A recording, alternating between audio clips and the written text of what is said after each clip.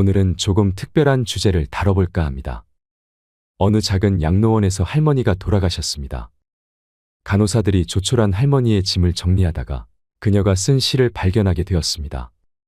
시의 내용에 감동받은 간호사들이 이 시를 복사하여 모든 간호사에게 전달하였습니다. 그리고 모든 이들의 마음을 움직였던 이 시는 영상으로 만들어져서 소개되었고 인터넷을 통해 전 세계로 전달되었습니다. 그래서 오늘은 어느 양로원 할머니의 시를 소개하고자 합니다. 아래의 글은 어느 할머니의 글일 뿐이지만 우리 모두의 현재이거나 미래일지도 모른다는 생각을 하게 됩니다. 나이 들어서 요양원에 가지 않으려면 꼭 기억해야 하는 3가지도 함께 들으시면 좋겠습니다. 어느 양로원 할머니의 시. 간호사님들, 무엇을 보시나요? 댁들이 저를 볼 때 무슨 생각을 하시나요? 현명하지 않고 변덕스러운 성질과 초점 없는 눈을 가진 투정이나 부리는 늙은 노인으로 보이겠지요. 음식을 흘린다고 핀잔을 주고 대체 왜 대답을 빨리 못하냐고 큰 소리로 말할 때면 전 정말 당신들이 조금 더 노력해 주기를 원했습니다. 당신들이 귀찮다고 나를 때리고 함부로 대할 때는 내 마음대로 움직이지 않는 몸뚱이로 저는 정말 용기를 내어 헛손질로나마 싸우고 싶었던 것이랍니다. 댁들이 하는 일도 못 알아차리는 것 같이 보이고 양말이나 신발 한 짝을 항상 잃어버리는 바보 같은 늙은 노인으로밖에는 안 보였나요? 내가 저항을 하든 말든 그것은 아무런 상관이 없다는 듯이 목욕을 시킬 때도 설거지 통그릇만도 못하고 대돌만도 못한 나의 몸뚱이에 눈물도 쏟아냈지만 흐르는 물에 감추어져 당신들 눈에는 보이지 않았겠지요. 음식을 나누어 먹는 것이 아닌 그냥 먹여주는 댁들의 눈에는 내가 가축보다 못난 노인으로 비추어졌나 봅니다. 댁들은 저를 그런 식으로 생각하나요? 당신들은 저를 정말 그런 식으로 보는 건가요? 제 팔에 든 수많은 멍자국들이 당신들 눈에는 망가진 보라색 도라지 꽃으로 보이던가요? 간호사님들, 그렇다면 이제 눈을 뜨고 그런 식으로 저를 보지 말아주세요. 이 자리에 꼼짝하지 않고 앉아서 나의 의지는 상실되어 댁들이 지시한 대로 행동하고 나의 의지가 아닌 댁들의 의지대로 먹고 온몸에 멍이 들어도 아픔을 삭혀야 되었던 제가 누구인지 말하겠습니다. 제가 10살 어린 아이였을 땐 사랑하는 아버지도 있었고 사랑하는 어머니도 있었고 형제들도 자매들도 있었답니다. 16이 되었을 땐 발에 날개를 달고 이제 곧 사랑할 사람을 만나러 다녔답니다. 20살 땐 평생의 사랑을 지키기로 약속하여 결혼하였고 나의 가슴은 고동쳤답니다. 25살이 되었을 땐 귀여운 어린 자녀들이 생겨났답니다. 당신들도 그런 어린 시절이 있었겠지요. 서로를 안아주고 감싸주는 행복한 가정이었답니다.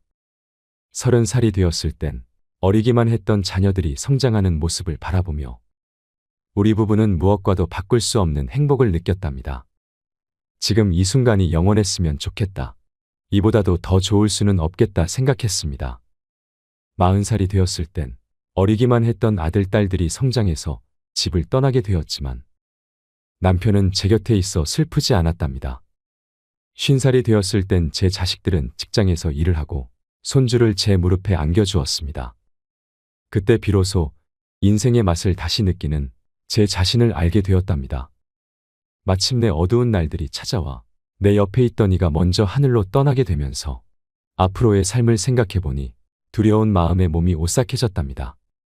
자녀들이 모두 자기의 자식을 키우고 있는 그 모습을 보고 난 내가 알고 있던 지난 날들과 내가 주고 받았던 사랑을 한번 떠올려 봤답니다.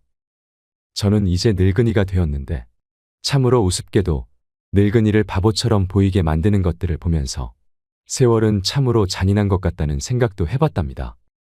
몸은 망가지고 우아함과 활기는 떠나버렸고 한때는 마음이었던 것들이 이제는 묻은 돌이 되어버렸답니다.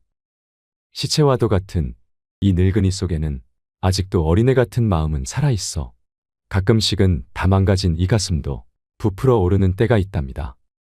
좋아하는 사람이 생겨 젊은 시절처럼 사랑도 하고 싶다는 꿈도 꾸어본답니다.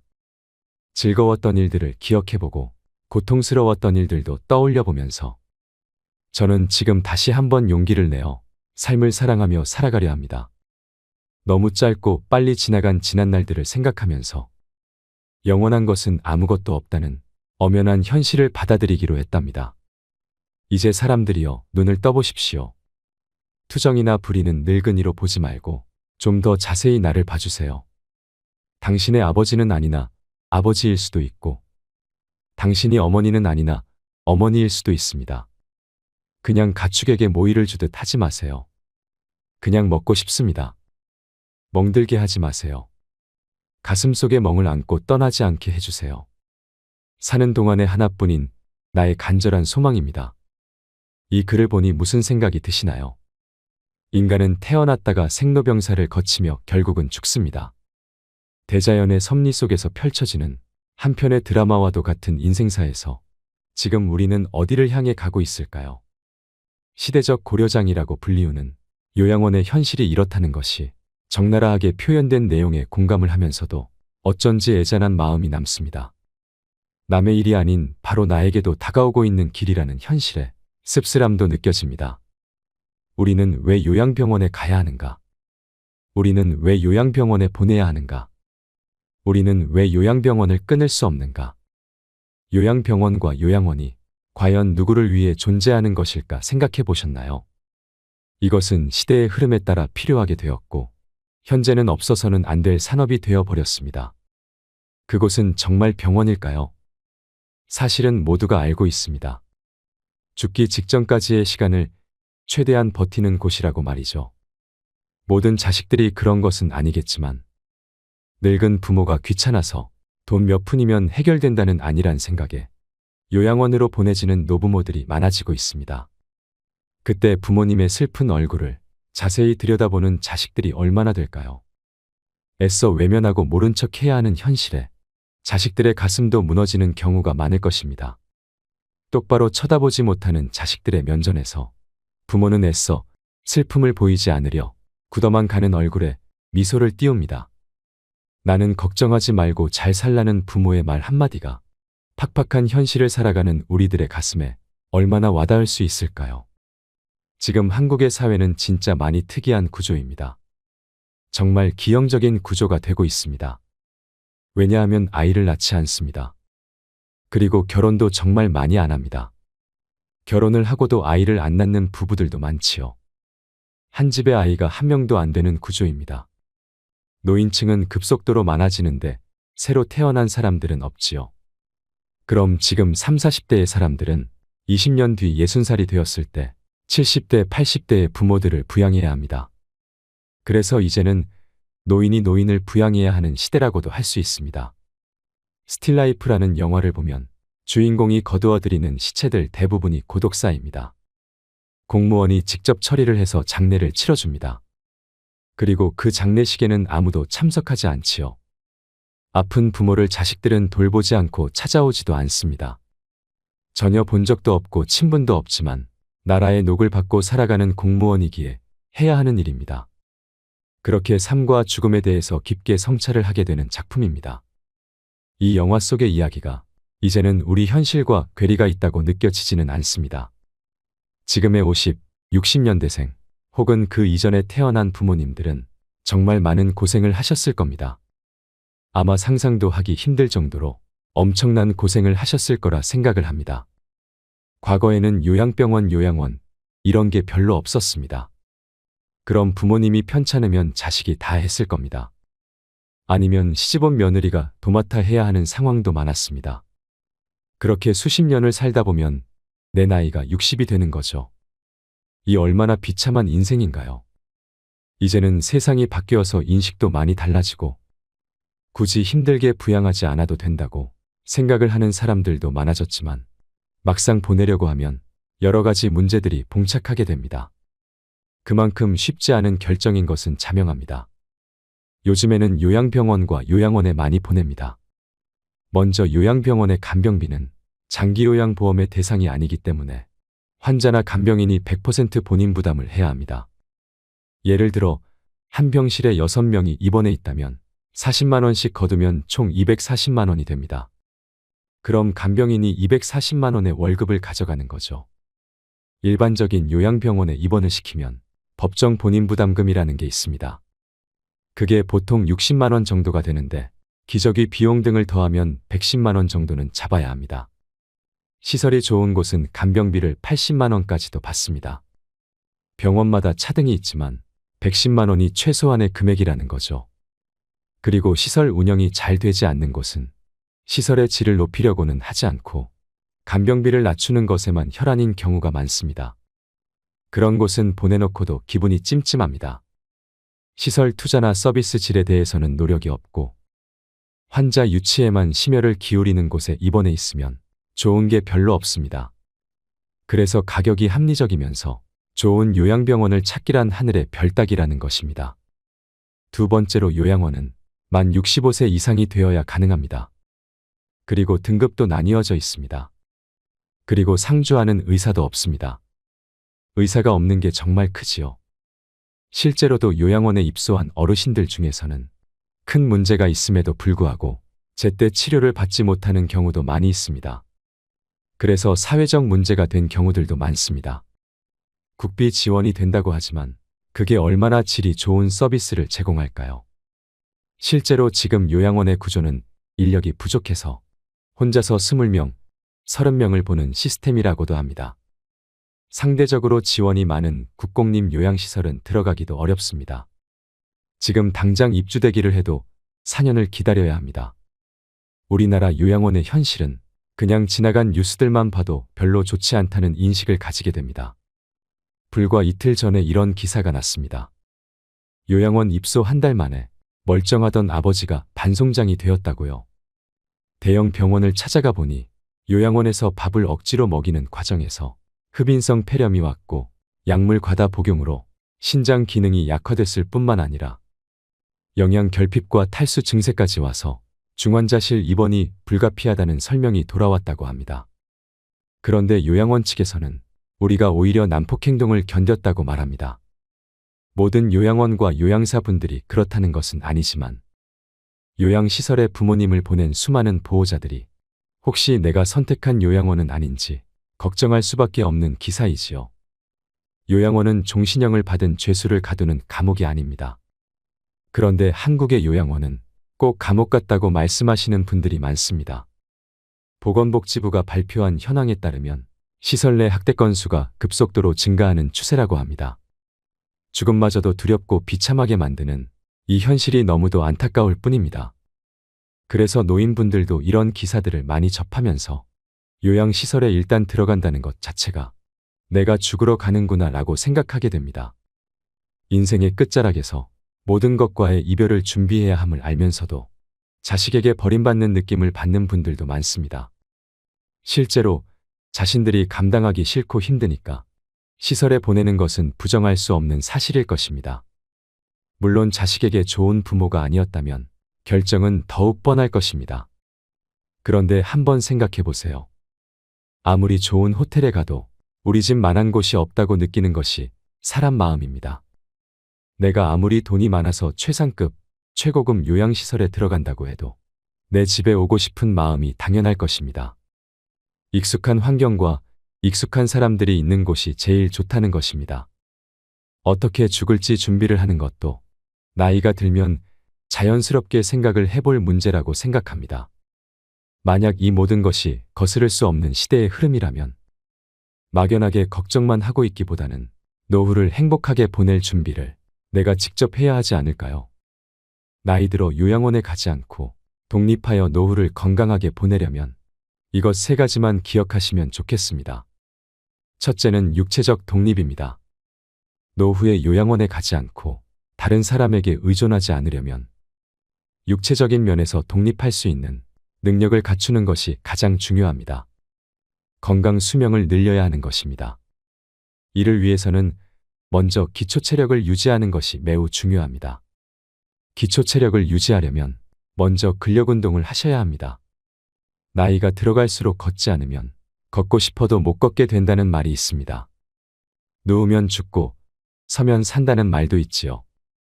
나이 들어 근력이 줄어드는 순간 급속도로 노화가 시작됩니다. 인생 후반기를 살아가시는 분들은 갑자기 하반신이 가늘어지는 경험을 하시는 분들이 많으실 겁니다.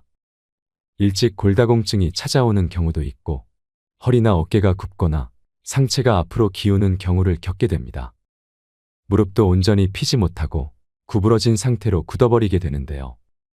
이것은 근력이 약해져서 근육이 우리 몸을 지탱해주지 못해서입니다. 이러한 증상이 심해지면 팔과 다리에 힘이 없어져서 일상생활을 정상적으로 영위할 수 없게 됩니다.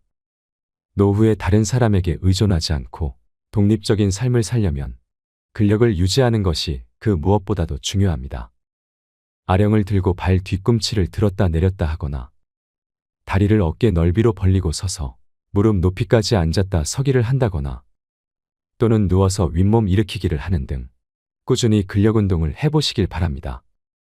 그리고 유산소 운동도 중요한데요. 대표적인 유산소 운동으로는 걷기나 줄넘기 하기, 수영과 자전거 타기 등 매우 다양합니다. 몸에 무리가 가지 않는 선에서 나에게 맞는 유산소 운동을 찾아서 꾸준히 해보세요. 제가 하나만 고른다면 걷기 운동을 추천하고 싶습니다. 왜냐하면 걷기는 언제 어디서나 누구나 할 수 있는 운동이기 때문입니다. 그리고 중요한 것이 균형 운동입니다. 우리나라 65세 이상 어르신들 중에 낙상 사고로 사망하는 경우가 정말 많습니다.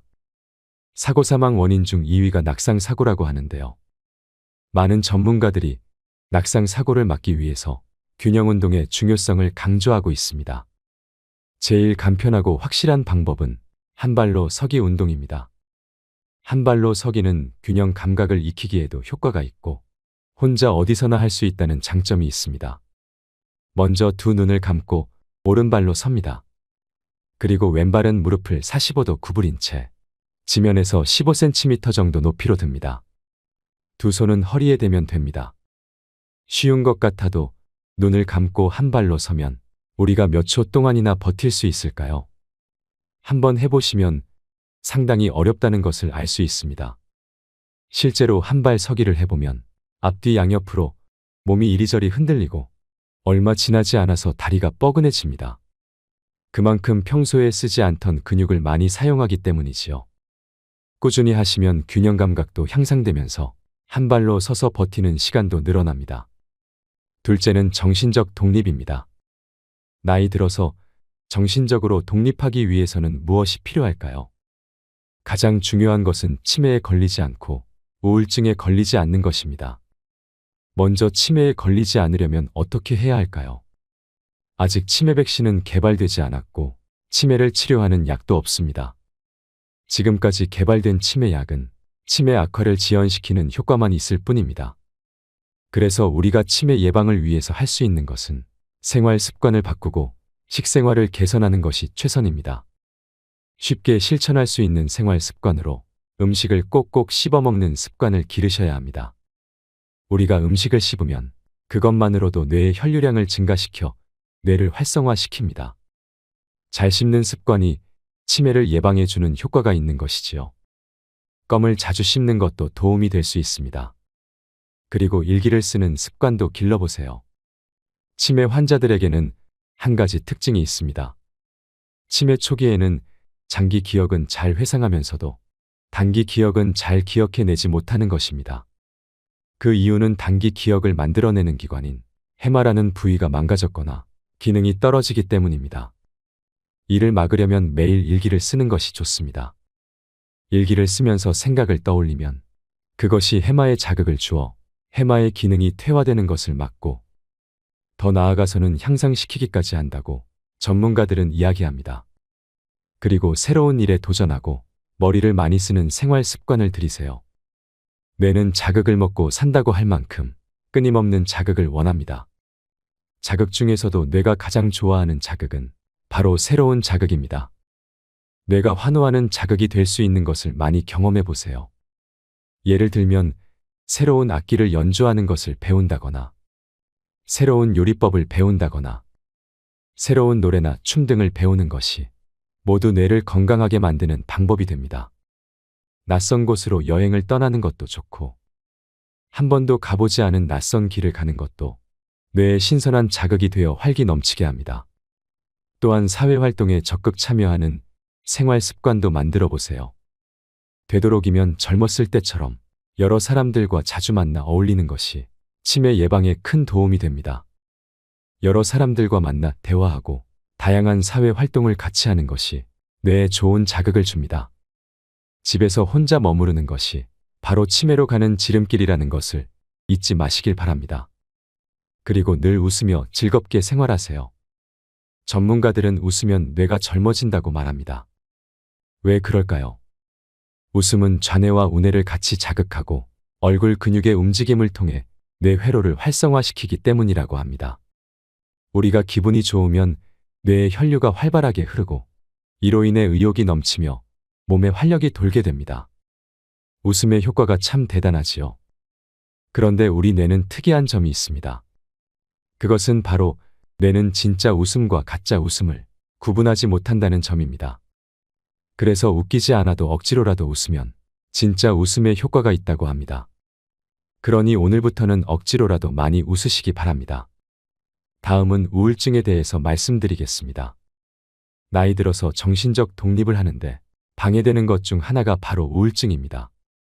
우울증은 치매의 원인이 되기도 하고 치매가 시작되고 있을 시기에 우울증 증상이 나타나는 경우가 많습니다.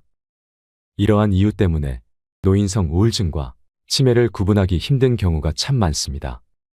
일반적으로 우울증이 치매를 촉진시킬 가능성이 있기 때문에 되도록이면 빨리 우울증을 치료해야 합니다. 우울증에 걸리지 않으려면 매사에 비관적 마음보다는 긍정적이고 낙관적인 마음가짐을 갖고 생활하는 것이 가장 중요합니다. 아직 다가오지 않은 일을 미리 걱정하지 말고 지나간 과거에 대해서 후회하지 마세요. 현재를 즐기시며 살아가시길 바랍니다. 세 번째로 경제적 독립입니다. 우리는 지금까지 우리가 경험하지 못한 100세 시대에 살고 있기 때문에 이전과는 달리 경제적 독립을 위한 준비를 더 일찍 시작하는 것이 필요하다고 생각합니다. 정년 후에도 제2의 직업이 필요한 시대입니다. 그래서 할 수만 있다면 일을 계속하는 것도 좋습니다. 꾸준히 자기 개발을 하고 새로운 것을 피하지 말고 할 수 있다는 마음가짐으로 무엇이든 배워보세요. 이걸 배워서 뭐해? 라고 생각하지 마시길 바랍니다. 이런 습관과 정신력이 쌓여서 다른 사람에게 의존하지 않는 강인함을 가지게 되는 것입니다. 그래야만 노후에도 경제적으로 독립하여 건강하고 행복한 노후 생활을 할 수 있을 것입니다. 사람이 나이 들고 늙고 병이 드는 것은 당연한 순서이지만 저는 죽음 앞에서 온전한 정신과 육체를 최대한 유지하고 싶다는 생각을 하곤 합니다. 기억의 연결이 완전히 사라지면 그것은 살아있어도 이미 죽은 것이고 내 마음대로 움직이지 못해서 괴로운 심정은 말할 수 없는 고통이 될 것이라는 생각이 들었기 때문입니다. 가족이 큰 질병에 걸리면 사실 웃을 일이 하나도 없습니다. 그냥 모두가 괴롭고 삶 자체가 힘들어집니다. 대부분 돈 문제로 시작해서 싸우게 되고 부양의 문제로 자녀들이 다투게 되는 것은 당연한 수순일지도 모릅니다. 그 모습을 바라보는 부모는 얼마나 마음이 아플까요? 아무것도 해줄 수 없는 현실에 눈물만 흐를 것입니다. 그러니 우리는 움직여야 합니다. 그래서 사는 동안 건강하고 행복해야 합니다. 법륜 스님께서 말씀하신 인생 조언 4가지가 있습니다. 첫째, 행복을 구걸하지 마세요.